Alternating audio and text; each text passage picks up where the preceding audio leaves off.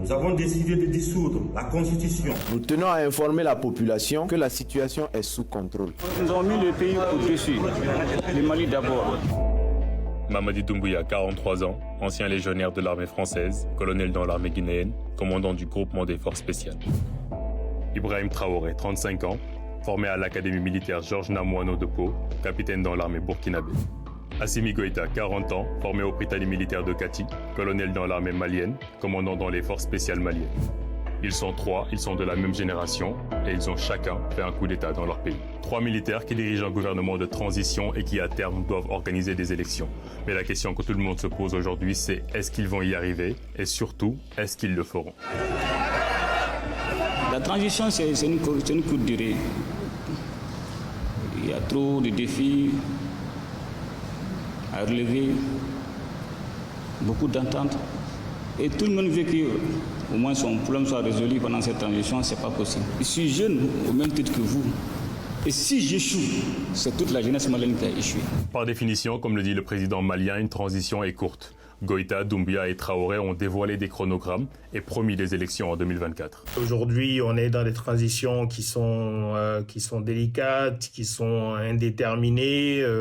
Dans les 3 pays, il y a quand même on a beaucoup de mal à avancer dans le calendrier des réformes institutionnelles. Il y a très peu de consensus en fait politique interne pour avancer. Ils n'en prennent pas le chemin. Au Mali, il y a une constitution qui a été taillée sur mesure. En Guinée, il y a encore une hésitation sur la suite. Au Burkina Faso, la dernière fois qu'il a fait une interview, il a déclaré que les conditions pour les élections ne sont pas prêtes. D'ailleurs, on le voit très bien par le passé, quand on avait la pression de la CEDEAO et des militaires qui devaient passer le pouvoir, ils faisaient des transitions d'1 an, 18 mois maximum.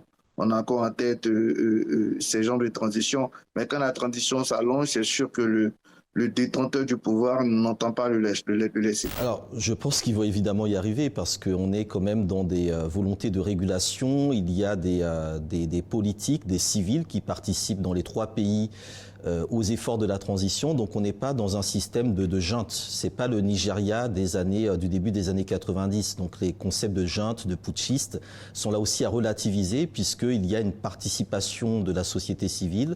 Certes, les activités politiques sont très limitées, voire interdites, mais il s'agit, selon moi, de mettre en avant la recherche d'un nouveau modèle.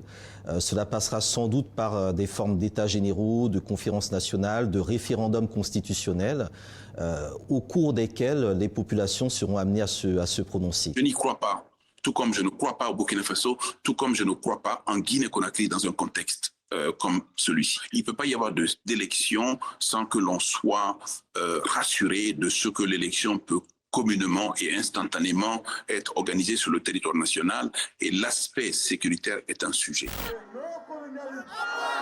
Pour y arriver, ces militaires ont un atout majeur, c'est l'aspiration profonde de la jeunesse au changement. Et aujourd'hui, ce que cette jeunesse demande clairement, c'est le développement et l'indépendance véritable, notamment vis-à-vis de la France. Nous ne devons aucunement nous laisser manipuler. Parce que notre indépendance, notre souveraineté, cela stipule que certains pays auront du mal à vivre.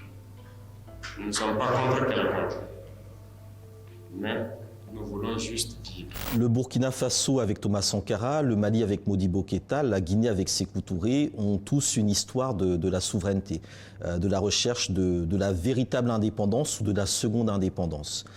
Donc on est quand même dans des pays qui ont une tradition de revendication de leur souveraineté, dans des pays qui veulent être respectés, qui veulent être reconnus pour ce qu'ils sont, c'est-à-dire des États libres, indépendants et souverains. Quelle évolution dans la gouvernance? Quelle évolution? Les partis politiques sont interdits, les syndicats sont interdits. En termes de gouvernance, c'est la catastrophe qu'on voit dans ces pays-là. Donc on me dit que ces coups d'État à la fois évoluent la gouvernance. Quelle est la gouvernance? Comment?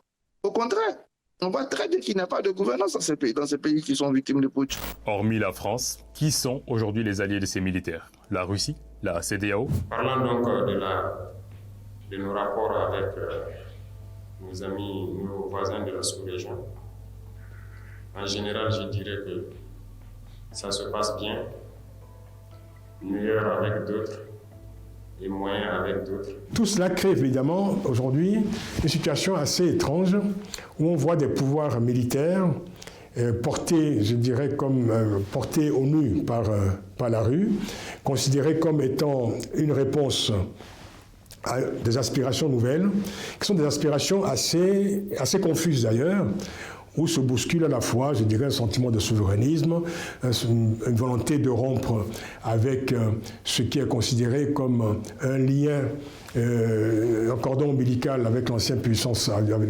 coloniale, et puis une revendication, je dirais, de nouveaux partenariats avec la Russie, hein, pour dire les choses très clairement, besoin, je dirais, non pas, je dirais, une adhésion, disons, argumentée à la Russie, mais un besoin, je dirais, d'instrumentaliser même la Russie pour pouvoir contester le partenaire traditionnel qu'est la France. Aujourd'hui, leurs alliés, surtout pour le Mali, c'est clair, c'est la Russie.